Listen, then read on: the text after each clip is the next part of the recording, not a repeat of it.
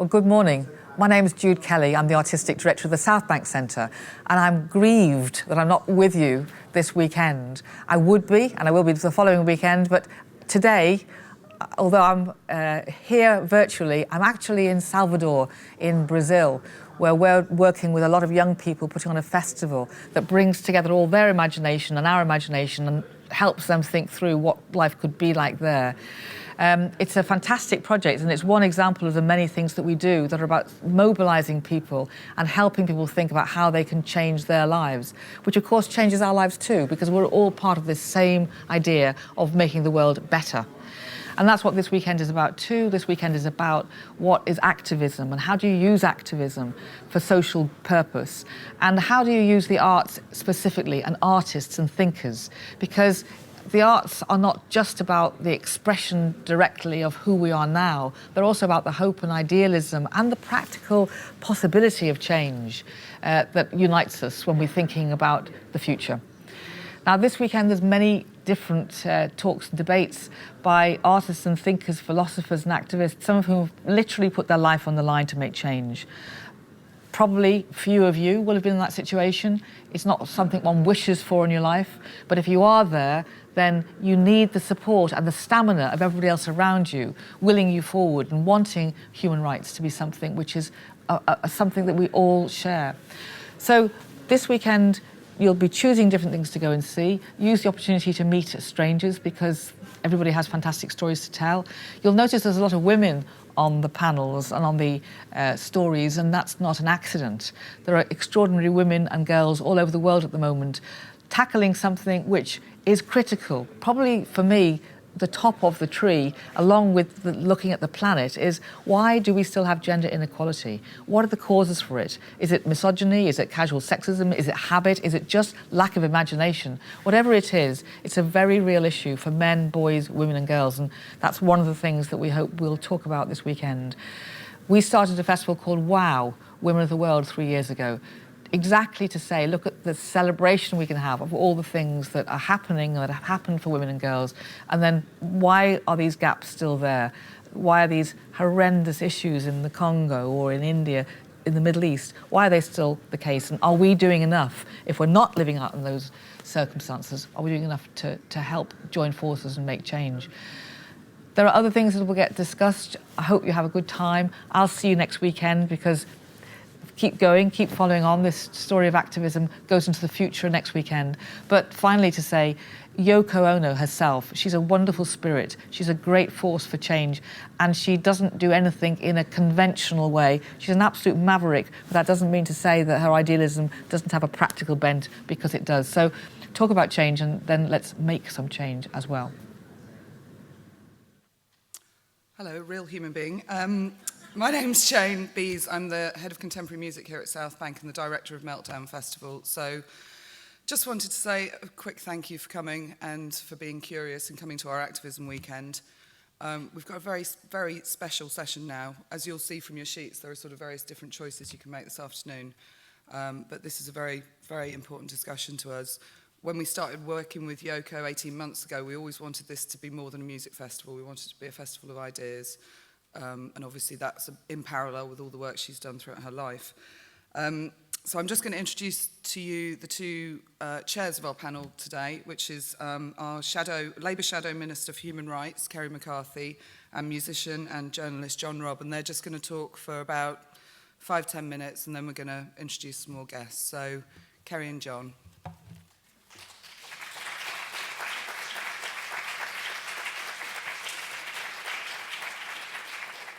Okay, good afternoon. How is everybody okay?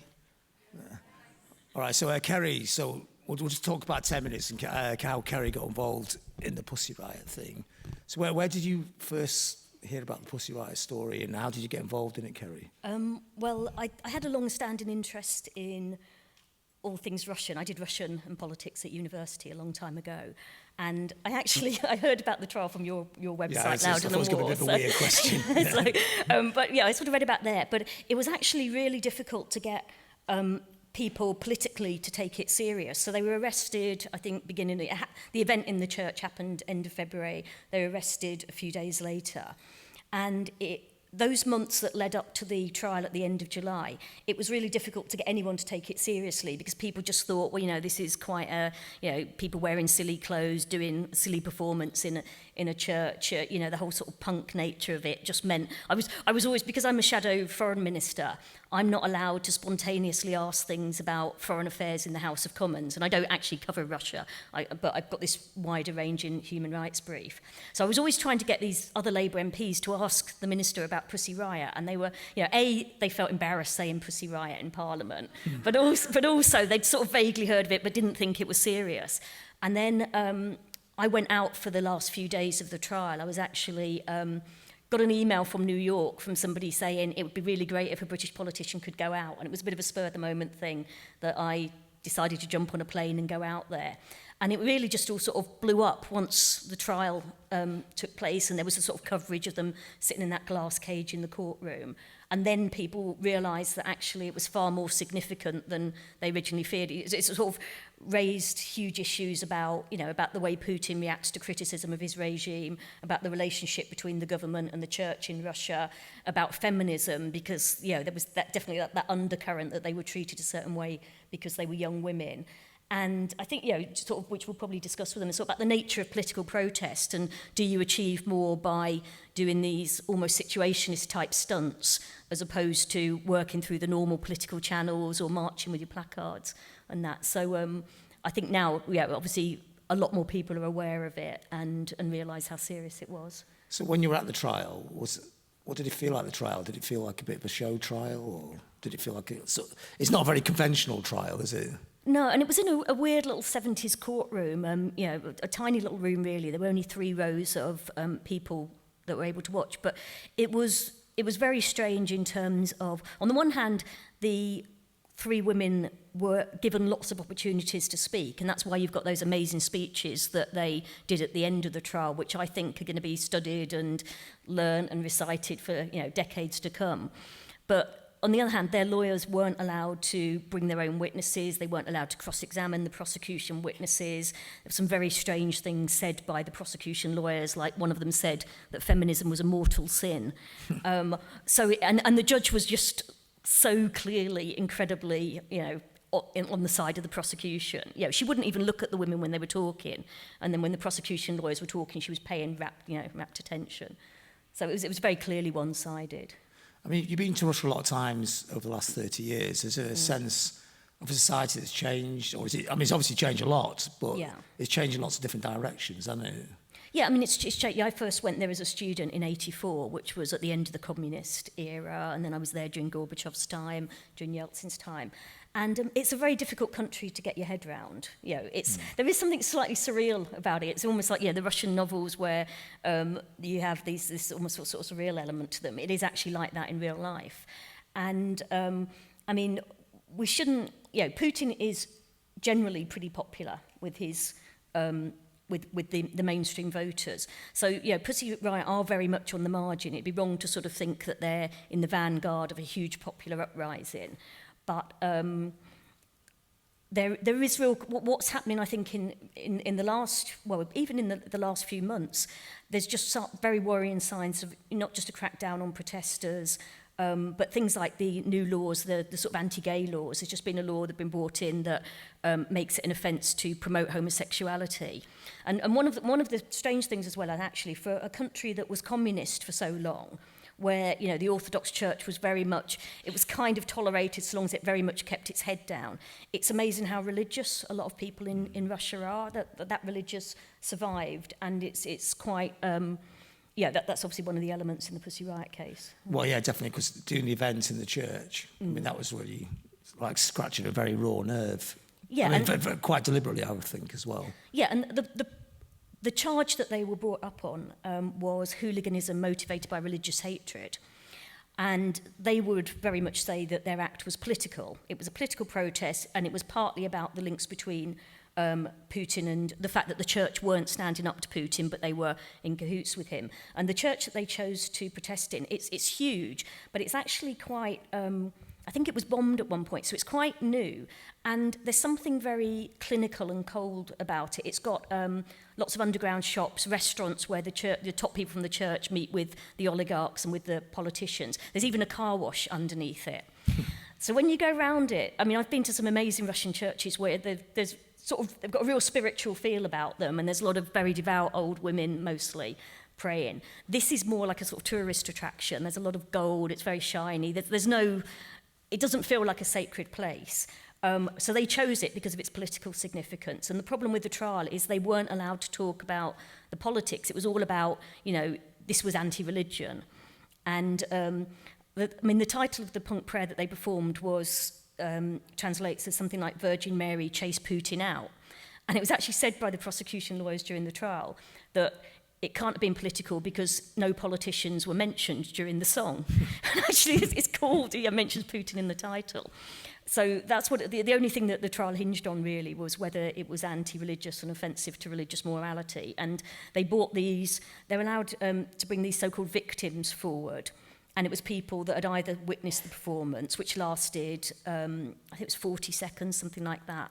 But there was also people who'd watched it on video afterwards that claimed that they'd been, absolutely devastated by the whole experience and traumatized. And so it was very much about that. And there was no real talk about what they were trying to achieve, apart from when they did their closing statements. Was there a sense that they may have bitten off more than they could chew here? It was a protest, but it escalated into the whole might of the state taking them on. Yeah, I mean, they'd done various other things, like they performed in Red Square, and they were sort of on the authorities' radar, and the authorities saw them as a nuisance. But I don't think they thought for one moment that it would end up like this. I think they probably thought they'd get a slap on the wrist. And actually, they weren't arrested at the time. They were just chucked out of the church, and it was quite a few days later. The big question, and we don't know the answer, is whether the Russian government put pressure on the church to raise the ante and push for a prosecution, or quite what the dynamics were. But I think it was fairly clearly seen that they wanted to make an example of them. But the offence they were charged with was something that hadn't been used in the Russian courts for absolutely centuries. It was a really ancient charge, but it carried a sentence of 7 years. And people say that's why they were charged with that rather than a more minor offence, because it meant that the authorities could come down really hard on them. And is there any sign that they've opened up any kind of debate in Russia? I mean, I'm not talking about a media debate, because the media is obviously on the other side, but is there a sign of any sparks of inspiration? Yeah, it was last July, August that I was there, and from the people I was talking to there, I met a couple of members of Pussy Riot. Obviously, I didn't get to speak to the women that were in court, although I saw them when they were in court. But the people that I met that were involved in the activism movement, what was interesting is that there was a lot of them that hadn't been political at all until about the year before. And it was almost like this, I sort of describe it as a form of collective bravery, because once your friends start getting arrested for taking part in protest and serving short jail sentences, it becomes less scary. Partly you feel that you've got an obligation to stand up in the way that your friends did, but also you think, well, there's not as much to fear because they've survived this experience. And I'm not sure, I'm sort of in touch with a few people there, but it'd be interesting to go back and see to what extent. I do think the LGBT crackdown will have quite a significant impact as well. And in terms of the thing you had with Pussy Riot was the fact that internationally you had so many people speaking out in support of them. When I was there, Madonna did a concert when she sort of wrote Free Pussy Riot on her back. And people can sort of be quite cynical about celebrities taking part in such things. But, she was playing to an absolutely huge audience in Moscow, and she also then went to St. Petersburg and spoke out about gay rights, and I think she's being sued and she might have to pay a £1 billion fine or something, or certainly in the millions for doing that. And I think that does carry some weight, and it does give the democracy movement there a sort of bit of a feeling that there is some support for them, or that someone's paying attention. Yeah. Okay, so should we welcome the special guests? Are they there behind I'm not quite sure how it's going to work, so... It's a bit like a theatre, Shall I see isn't if it? there's anyone behind the curtain? There should be somebody there. That was the plan. Oh, here we go. Yeah. A round of applause, please. Yeah. No, I'm okay. Yeah. So we'll have to do this through a translator, because I only know 2 words of Russian, so that'll kind of make... So what I want to ask first, is what is the concept of Pussy Riot? What is a Pussy Riot? Because there is that, what you talked about a minute ago, that over here there's still a misconception that it's a band or something, where it's actually an art movement and an idea. So could they explain? Первый вопрос, кто такая группа Pussy Riot, какая у нее концепция? Это музыкальный коллектив или художественный коллектив? Что за всем этим стоит? Ну, в первую очередь, группа Pussy Riot — это арт-проект. Мы работаем в жанре медиа-активизма, и музыка выбрана нами как форма выражения наших идей. Pussy Riot is an art project. We are media activists, and music is just chosen as a way to express our things. Yeah, no, actually, I'd just like to explain that we've got the voices disguised as well, in case you thought the microphone had broken. Yeah. So and what were their roles in the Pussy Riot art movement, and the backing, and also the wider art movements? А какую там роль Pussy Riot в более широком понятии движения художников?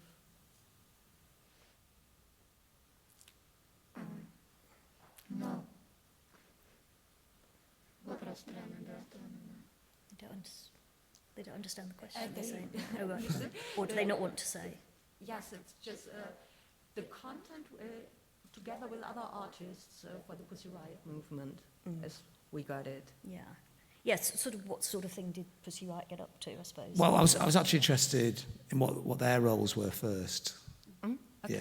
Yeah. Какие именно у вас роли в этом движении? Мы, в первую очередь, члены группы Pussy Riot. Мы стояли у истоков, разрабатывали концепцию и делали перформансы. Можно объяснить саму формулу, что как мы делаем. То есть это в первую очередь сайт-специфик, то есть мы выбираем какое-то место. К этому месту должна быть актуальная тема, проблемная тема, на тему, на которую мы высказываемся. Дальше мы работаем над текстом, музыкой и формой экспрессии. We are members of the Pussy Riot group, and we are working on the conceptions for our projects. And just to explain, in the beginning we choose a place and just a topic that is in the air somehow, and afterwards we are thinking about the words for our songs and the music and the whole conception to make it happen on this place. Для нас в первую очередь важно именно место. Мы выбираем острые места, которые имеют острую политическую и социальную окраску, и нашими зрителями становятся, как правило, просто прохожие, которые оказались в этом месте случайно. После этого важно для нас то, что мы обязательно записываем все это на видео и делаем клипы и выкладываем это в интернете. То есть таким образом мы работаем с медиа для того, чтобы как можно больше людей, вне зависимости от того, где они находятся и имеют ли они возможность посетить, оказаться очевидцами выступления вживую, могли это видеть. Таким образом мы выступаем против дискриминации и работаем с институциональной критикой. Мы против выступлений на легальных площадках, в закрытых клубах, куда могут пройти только ограниченное число людей и тех, кто оказался, у кого появилась такая возможность. Мы работаем с большим количеством людей, с публикой и работаем для всего мира. The most important point is to choose the right place, which has a high political meaning, and there we do our performance, and the people just passing by are the ones who see it, so it's all by accident, and afterwards we do the video clips and publish them to make our performance known to a broader auditory, and it's just very strictly that we are against legal performances in clubs or so on. We are for spreading our work or our artwork to a huge crowd of people. Мы используем формулу панк-рока и DIY. То есть любой человек может сделать что-то своими руками, неважно в каком качестве. And this is why we use punk music. It's just to show that anyone can do it, can get active, and the quality is not the first question that matters. Второй раз уже не про DIY, это типа важно, это определенная форма.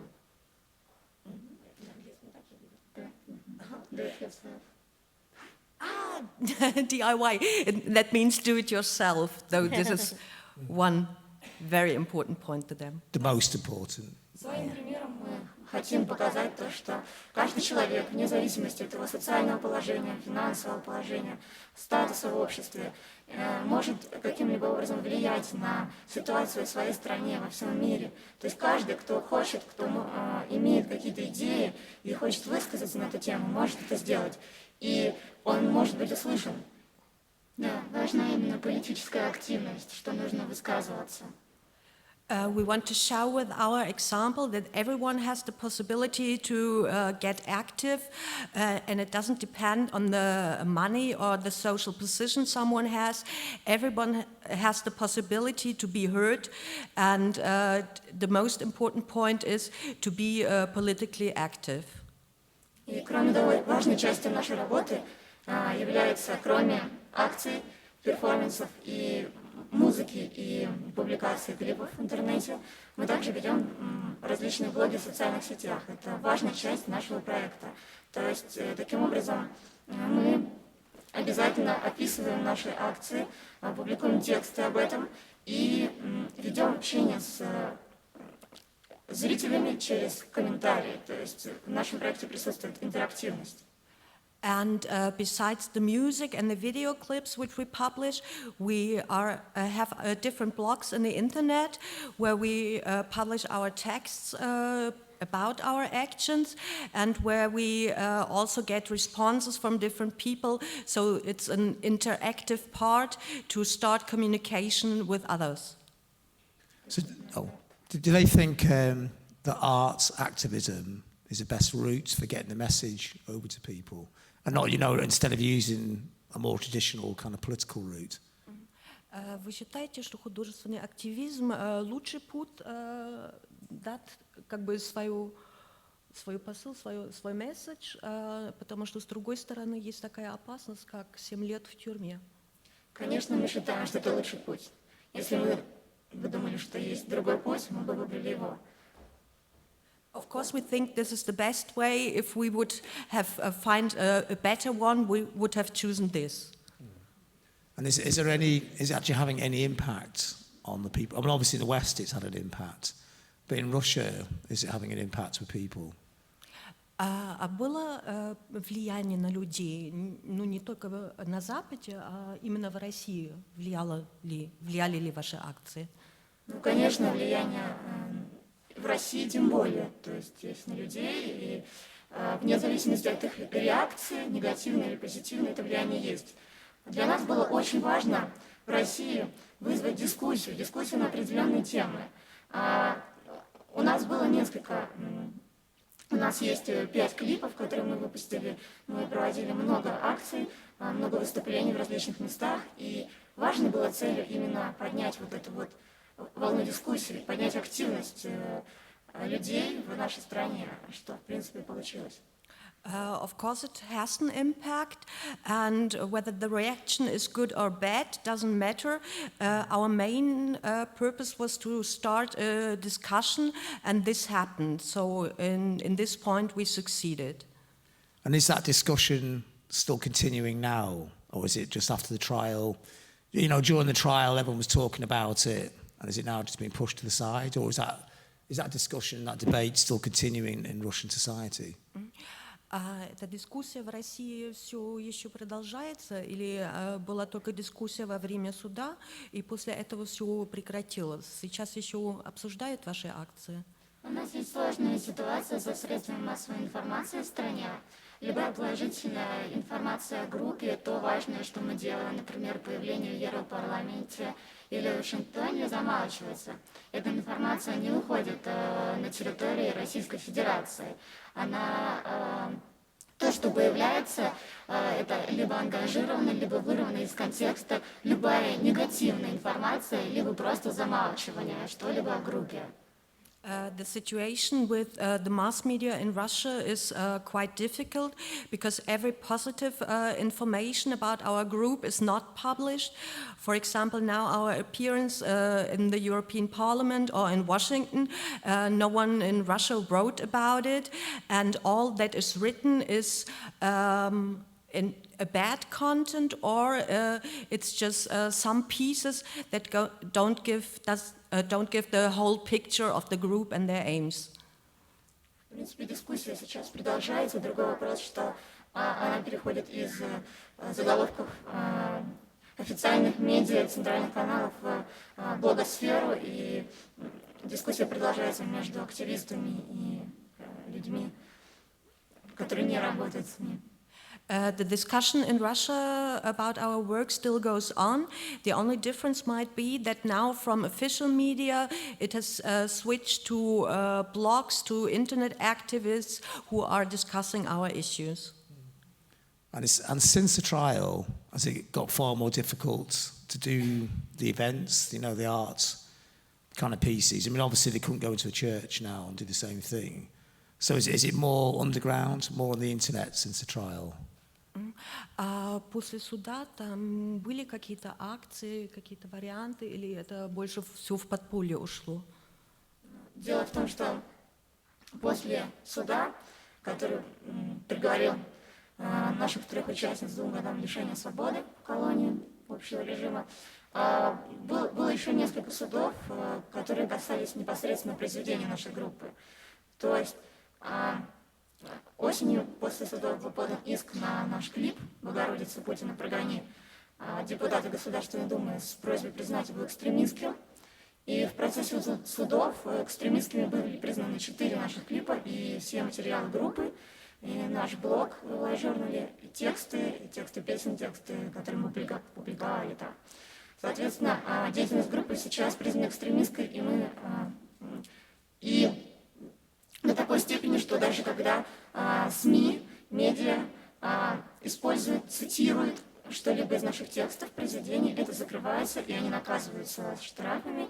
И точно так же художники, которые в данный момент хотят высказываться на темы, на проблемы, которые поднимала наша группа, или о чем-то связанном с нашей группой, точно так же снимаются с выставок и закрываются. After the trial in August, when 2 of our members were sentenced to 2 years, there were several other trials. One was against our clip, Virgin Mary, Drive Putin Away. It was initiated by one member of parliament, and in this trial all 4 clips of our group were found extremistic, so they can't be shown in Russia now. Also our live journal became extremistic. Other medias who will quote our work or these clips will be censored, will be fined, and even other artists who go on with the discussion of our issues, if they mention our work, they also get into trouble. So it's really complicated to be active in this way at the moment. Таким образом, получается, что деятельность группы перешла в другую область, и как таковых художественных акций от имени группы больше не было. Но мы наблюдаем огромнейшую активность и поддержку со стороны группы поддержки во всем мире. То есть, важно сказать, что поскольку сейчас наши произведения запрещены для демонстрации на территории России, то мы в данный момент боремся с тем, чтобы нас снова разрешили, с тем, чтобы русские люди могли видеть наши работы. Добиваемся отмены приговора. And as far as the situation is that complicated, there haven't been any more art actions afterwards. All we can do is just to fight the fact that our work is found extremistic. And what is a good point is to see that everywhere there is support for us and our work. And so one of our aims now has to be to fight the verdict that our clips are extremistic. And another very important point is to fight the verdict with which two of our members were sentenced and are now still in detention camps. And how important is it that Pussy Riot's, well, all women, is that really important, especially in the context of Russian society? The idea that it's women, is that an important part? Is that really important? You know, the idea that Russian society has a lot less opportunities for women than, say, Western society. So it's important that it's women doing the Pussy Riot. Важно, что именно женщины делают этот проект Pussy Riot. Да, конечно, это очень важно для нас. Важно, что наш проект феминистский и сепаратистский. В нашу группу входят только женщины, участвуют полностью во всей деятельности только женщины. Вплоть до того, что в российском обществе развернулась дискуссия на тему того, что если бы этот проект делали мужчины и выступили бы в храме мужчины, что бы произошло? Посадили бы их так же, и как бы реагировало на это общество? И большинство людей приходит к выводу, что все-таки такая негативная реакция, которая возникла, она была связана именно с тем, что это делают женщины. It is very important that Pussy Riot consists of female members. We are feministic, we are separatistic, and there's also a discussion what would have happened if men would have done this action at the Christ the Savior Cathedral. And the common opinion leads to this, that it wouldn't have been taken that severe. They wouldn't have faced those consequences. So it's really important that women are the one who do those kind of actions. Да, нам очень важно, что своим творчеством мы поднимаем эту проблему именно в российском обществе, проблему двойных стандартов для мужчин и женщин. And it's very important that we open the discussion for the Russian society that you have double standards, that it makes a difference whether you are male or female. Мы хотим поднять третью волну феминизма и накрыть сексистское общество Российской Федерации.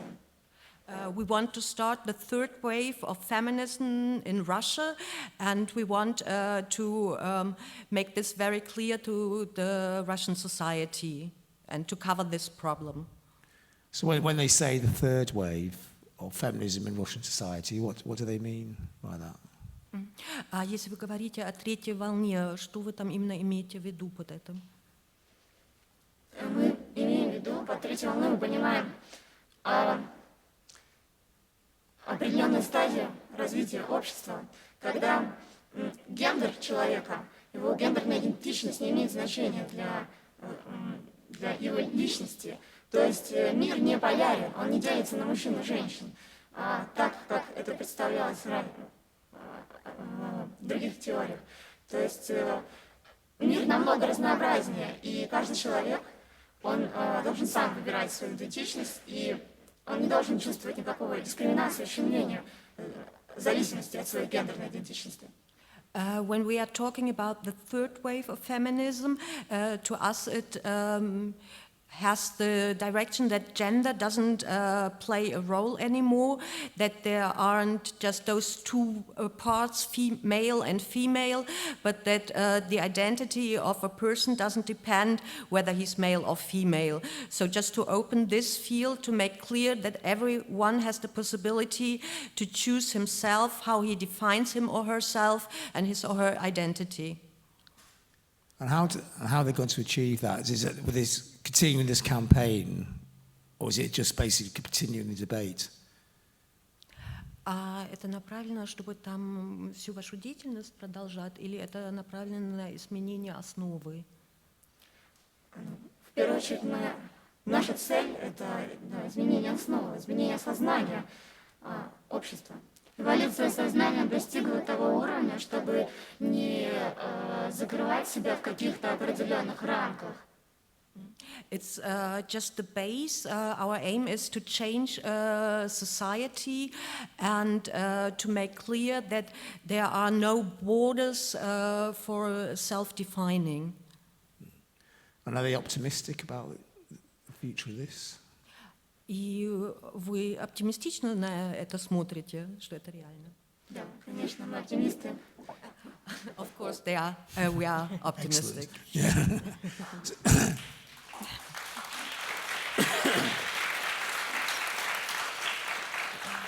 So is it, all the support this has got in the West, does that work in their favour or against them in Russia? Do people in Russia react against, the West saying, oh, you should do like this, Is it working? Is it making it easier to get the support for people in the West for the issues that they're trying to debate in Russia? И как там реакция на то, что вот поддержка такая на Западе, как на это в России отреагирует?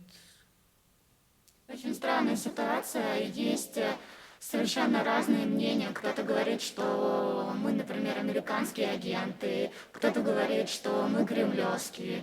Это непонятно. То есть я думаю, что искренность тех людей, которые поддерживают нас, не воспринимается должным образом, по крайней мере, у нас в стране.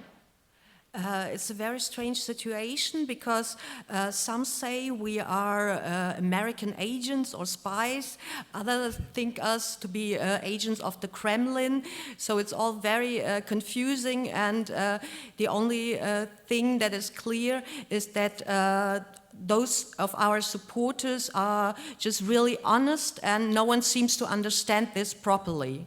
Да, ну, в данном случае все та же проблема СМИ и того, как подается информация в каждой стране.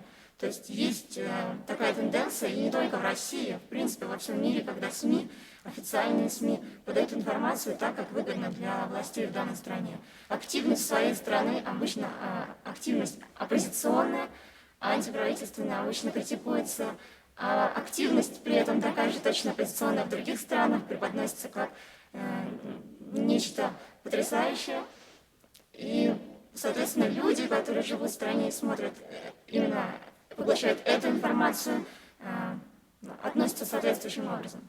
It's a general problem how the medias are writing and reporting about some facts, and it's not only a Russian problem but a problem all over the world, because official medias will report about people in opposition movements in this given country, not in a way that how other medias from different countries will report about it. So it's always easier to show the opposition of another country in a better light. Yeah, is there like do they feel like there's an element in the West of like almost like an anti-Russian kind of feeling the way it's reported in the West, not in Russia itself? It's just used as a way of like criticising Russia. I mean, that was something that I was accused of when I was supporting them, that I was just anti-Russian, hated Russian. Actually, I'm slightly obsessed with Russian culture and sort of spent a long time sort of studying Russian literature and history and things like that. But it was definitely a factor that I think helped Putin, that it was seen as attack on Russia, not him. Yeah, attack on Russian people rather than the fact that Russians were being oppressed. And actually, I think in some of their closing statements, I think maybe it was Nadia, sort of said, we're actually incredibly patriotic, and it's because we love Russia so much that we're fighting for freedom. Sorry to butt in, but so I mean that's a really good point. And can we pick up on that at all? The idea that it can be seen or portrayed by the Russian authorities, the Western attitude to this has been anti-Russia, but not so much anti-regime. Could they talk about that at all?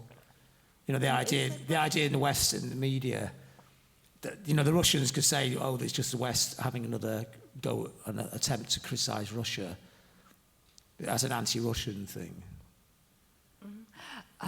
И насколько там вообще это связь, это влияние, что происходит здесь на Западе, это только российская тема или это такая всеобщая? No, we had difficulties to get this question. Yeah. There's just the distinction between being anti-Russian and anti the Russian government, and they've been accused of being anti-Russia and unpatriotic. Yeah, that's the main point. Ну, вас там обвиняли, что translating вы you. против России выступаете, что вы не патриотичные. Как воспринимается этот пункт? Что вы можете на эту тему сказать? Ситуация совсем наоборот. То есть мы патриоты, мы любим свою страну, свою историю, гордимся ею. Просто ангажировав и сказать таким образом про нашу группу, легко спровоцировать негативное мнение граждан нашей страны. We are patriotic and we love our country, and it's just easy to say that it is the other way around because this provokes negative reactions, but in no way this is the real fact. Наверное, этот момент, который могут правительство России подавать как то, что мы не патриоты, связан с тем, с той же антипропагандой, что якобы мы выступали против православной религии в своей акции в храме. То есть это и есть такое мнение в СМИ, о том, что мы выступали против православных верующих, тогда как наша акция была как раз наоборот направлена в поддержку этих православных верующих. То есть мы хотели сказать об ангажированности и о сращивании церкви и государства, о том, что Российская православная церковь не автономна. Она является инструментом манипулирования сознанием православных граждан в нашей стране.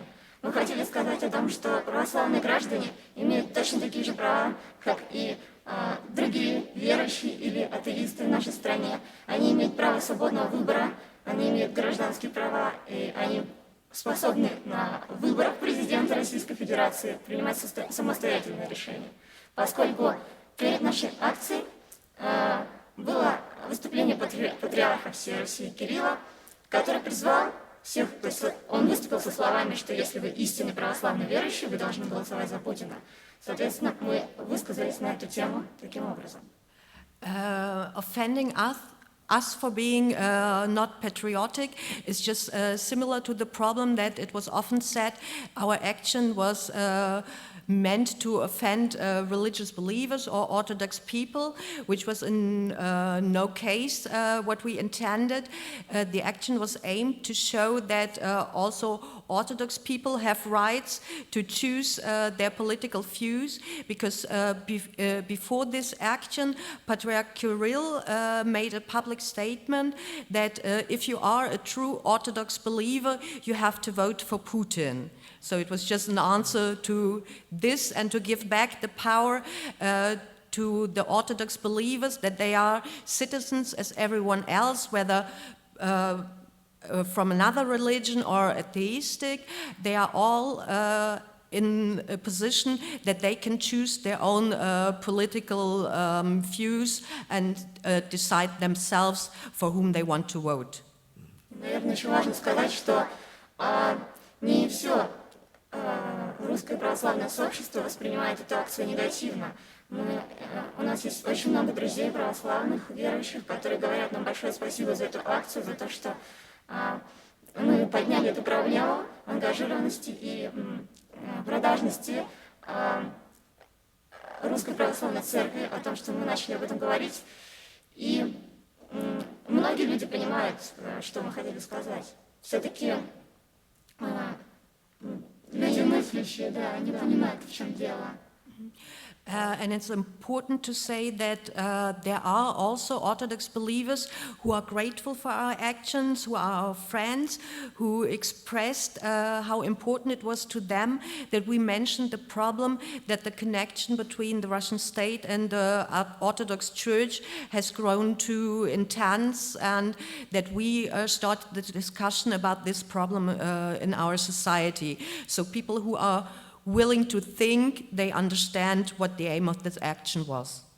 Точно так же после акции в храме Христа Спасителя в России пошла большая дискуссия именно между работниками, между служащими Русской Православной Церкви, между святыми отцами. И я знаю, по крайней мере, двух бывших священнослужителей, которые сложили себя полномочия и ушли из Православной Церкви в знак протеста по поводу заведения уголовного дела и по поводу вот этой ситуации в России.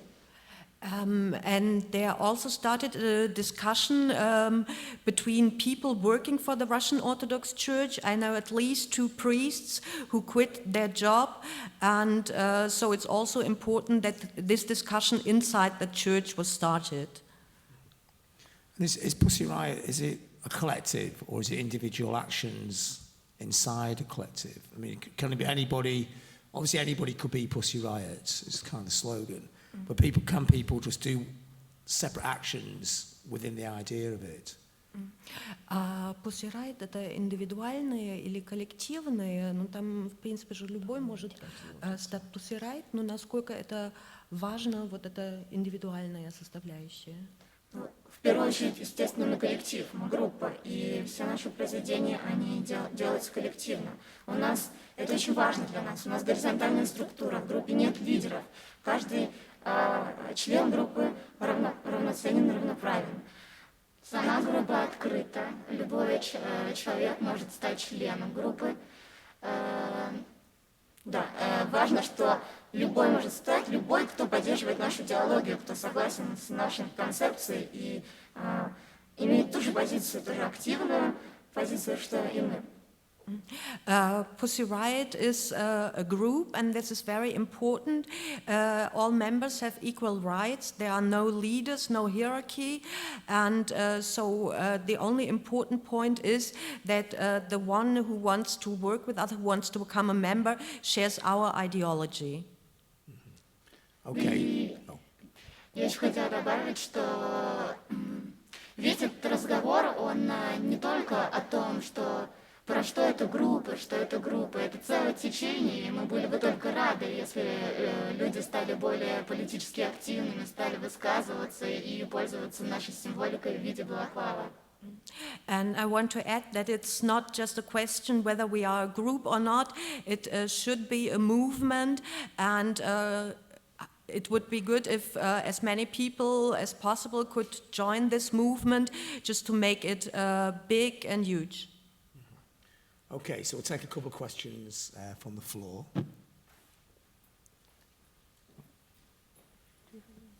I've got a roving mic by the look of it. Malevich designed the costumes to the opera Victory Over the Sun, where the victorious soul inhabits a lightless internal space, not external. Do you know that you look like and sound like his post-suprematist costume designs? Try translating that.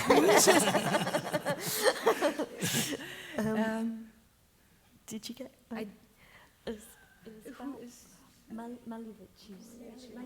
Окей, вы осознаете, что вы в этих костюмах выглядите как творение Малевича?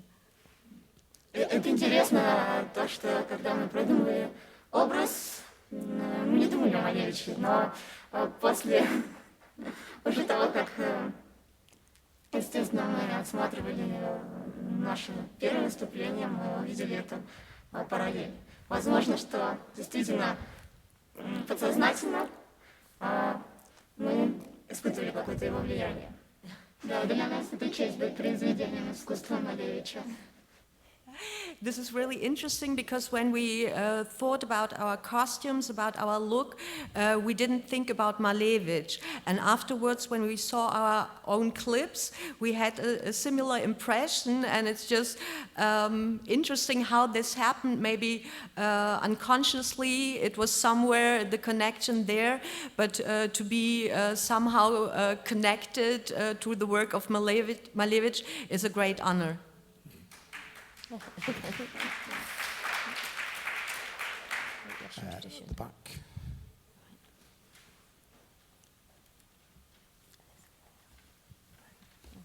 Hiya. What do you say when, in your righteous, passionate, anti-authoritarian struggle, you are accused of being used as a tool by political interests against Russia in the global geopolitical context? And also, what does everyone on the panel feel about the injunction against being allowed to take photographs of this session?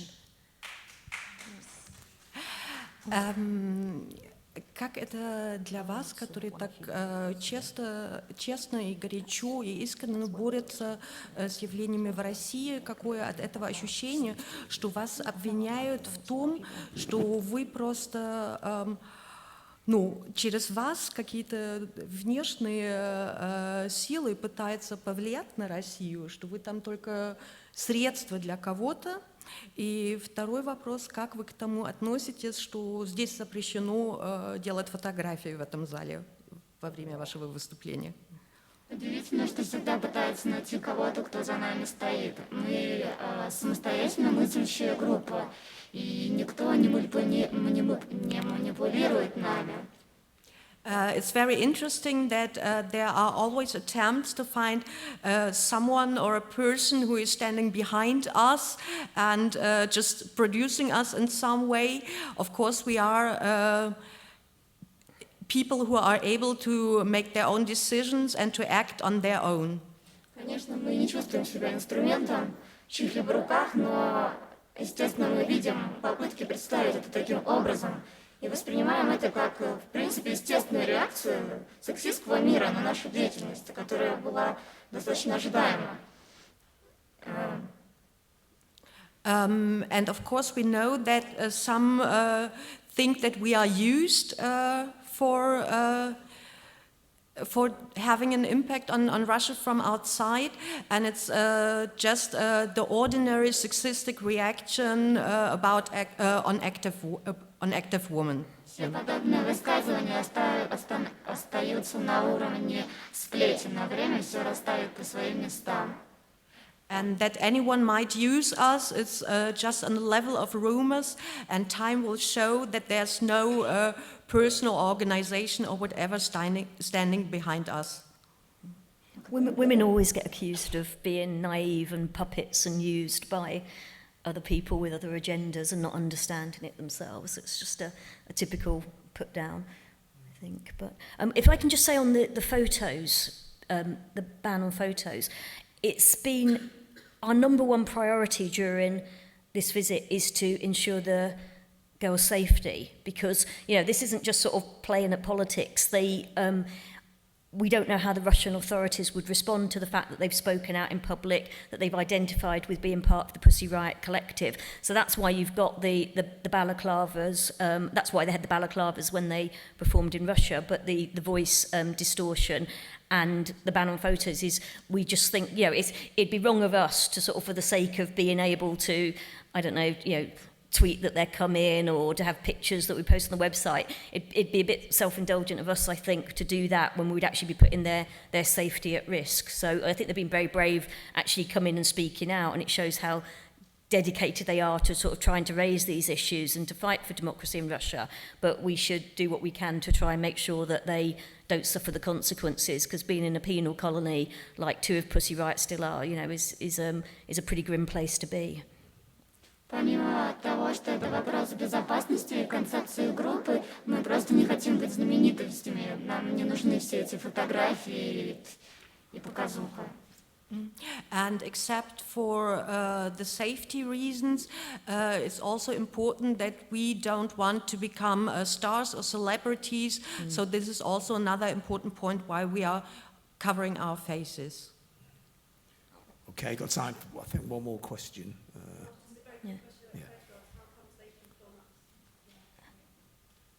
Who's filming? Who's? Твоя камера, которая там снимает. Кто-то против того, что ее снимаем? You are against filming? Well, it's nice to be asked, and if we're not allowed to photograph you, it's much nicer if you can ask us whether we can. Ну, было бы хорошо просто задать этот вопрос. Я обычно задаю этот вопрос, могу ли я снимать. Здесь просто были такие условия, я приношу свои извинения и спрашиваю, могу ли я снимать. Если вы против, я удалю эту запись. I apologize. Normally I ask in advance, but this happened here so quickly that unfortunately I didn't ask. So may I ask now, is it okay for you if I film? If not, I will delete everything. What will you do with it? What are you going to do with it? Что ты будешь с этой записью делать?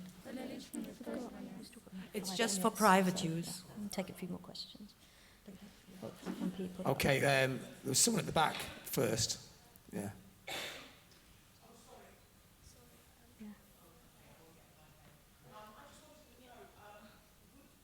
Can't hear. Where's the mic?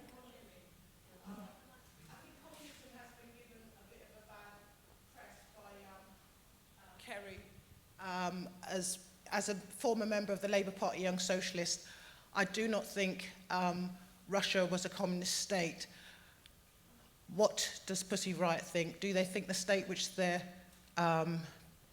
parents, carers were brought up under was a communist state? I'm talking about coming from a place like Bristol, where we weren't taught about slavery in the schools, but we were taught about how bad communism was in Russia. А как вы оцените историю России, та страна, в которой выросли ваши родители, была ли она коммунистическая? Потому что, женщина, которая задает вопрос, она в школе не учила там ничего про рабство, эта тема не была, зато она учила, насколько это плохо, что в России коммунизм. История России очень интересна для нас. Коммунизма в России не было никогда. Был социализм и было стремление построить коммунизм, но он так и не был построен. The Russian history is also very interesting to us. There was never communism. There were socialist tendencies, and they aimed to build communism, but it never was realized. Okay, and just down here. Thank you very much. Thank you very much for coming. I wanted to ask, as Kerry McCarthy mentioned, just last week there was a new piece of legislation that bans non-traditional sexual relationships in terms of propaganda. But at the same time, there was also an adoption of legislation that insults, in terms of insulting the feelings of religious believers, which is, in a way, a Pussy Riot law. As there were more than 3 ladies on stage and active in the church, do you think that the other Pussy Riot members will now be targeted under this particular law? В связи с тем, что на прошлой неделе были приняты законы, один против пропаганды гомосексуальности и второй против оскорбления чувств верующих. Как вы думаете, во сколько на акции в храме Христа Спасителя было больше 3 женщин? Грозит ли им на основании этих новых законов опасность? Эти законы как раз были приняты для того, чтобы можно было без особых сложностей посадить человека, именно касающегося какой-либо тематики православной церкви. И мы испытываем определенные волнения по поводу законов и по поводу нашей безопасности. Those laws were adopted to make it easier to sue people for actions as we did at the Christ the Savior Cathedral. So we are a little concerned about the effects those laws might show in the future. Okay, one more. What can we here do to support you? Что можно здесь сделать, чтобы вас поддержать? Во-первых, продолжать акции поддержки, которые столь активно происходили по всему миру. И для нас это очень важно. И это, во-первых, очень важная для нас поддержка и для девушек, которые сейчас находятся в колониях. Это действительно помогает как морально, так и дает определенную защиту, поскольку когда правительство и те органы, которые занимаются сейчас контролем и содержанием, то есть администрация колоний, когда они видят, что весь мир следит за нами, следит за этим делом, они боятся творить какой-то произвол в той степени, в которой они могли бы, если бы мы не имели этой поддержки. Please go on with support actions, because first it has a moral effect, it helps us to go on, and of course also it is very important to the two members in the detention camps to know that there is support all around the world. And the second point is that those support actions give us a certain safety, because the administration of the detention camp knows that the world hasn't forgotten about those two members, and if people will go on with supporting us all around the world, it will guarantee safety, and there won't be at least no bad actions, or not all too bad actions towards our members who are now in prison. Также мы просим всех неравнодушных людей писать письма поддержки в колонии к девушкам, для того, чтобы можно было поддержать морально. Письма желательно, конечно, отправлять на русском языке. Для этого можно использовать просто обычный интернет-переводчик. И если говорить серьезно о поддержке, то у нас есть сайт pussy.org, где подробно рассказывается о том, как можно помочь, и есть пункты об этом. И кроме того, еще очень хорошо, и, то есть мы приветствуем, когда люди по всему миру, те люди, которые имеют возможность контактировать с властями Российской Федерации, которые приезжают в другие страны, задавать неудобные вопросы, готовиться к их приезду, делать плакаты, акции и при контакте с ними говорить о наших проблемах. A second possibility for support is to write letters to the imprisoned members. Of course, it would be better to do it in Russian, but it is enough if you use Google Translate. There's just a problem with the censorship. Due to the law, letters in other languages should be delivered also. It just takes longer for the censorship. In fact, they aren't delivered yet. So it's easier if you even use Google Translate to send letters to Masha and Nadia, and you can find the addresses on the website freepussyride.org, and there will you also find additional information how to support. And third, to all the people who have the possibility to meet with Russian officials while, for example, they are visiting foreign countries, keep on asking them unpleasant questions. Okay, that's a good place to end. So thanks, Pussy Riot. Thanks, Kerry McCarthy. People